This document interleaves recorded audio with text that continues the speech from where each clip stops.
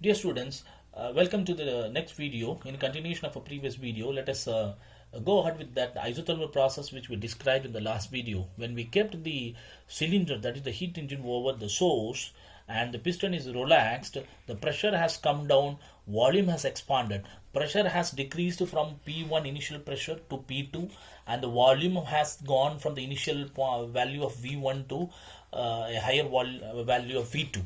And during this process, the temperature T1 is maintained because the cylinder is placed above the source and there is no decrease in temperature. Therefore, this process is called isothermal process. So let me write it here.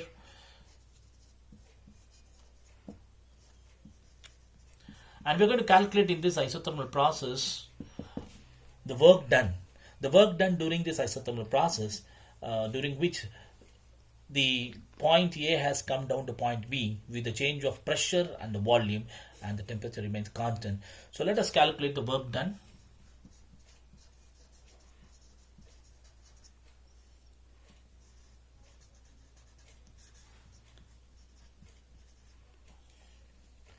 So let us keep the work done in this isothermal process from A to B as W1, which can be written like this.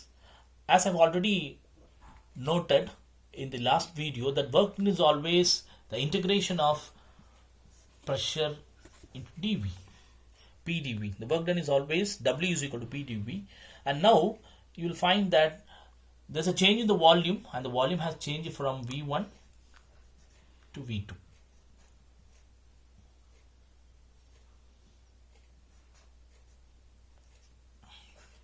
Right? And we know the fundamental equation with regard to PV, pressure and volume, that is PV is equal to RT, from which we are going to get the substitution for pressure. So we know that PV is equal to RT, and from which we can get P, which is going to be RT by V. So I'm going to make a substitution into this work done. So W1 is equal to integration of V1 to V2. It's going to be RT by V into dV. So here, so let me rewrite it for you once again.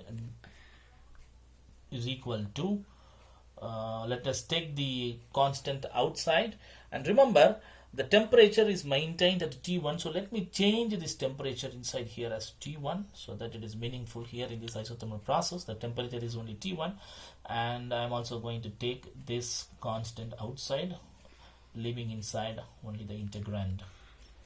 So we have here only dV divided by V, and this gives you a value RT1 logarithmic value of V. With the substitution of the upper limit and the lower limit, it can be written as V2 by V1. So therefore W1, I can now write the work done during this isothermal process as RT1 logarithmic value of V2 by V1.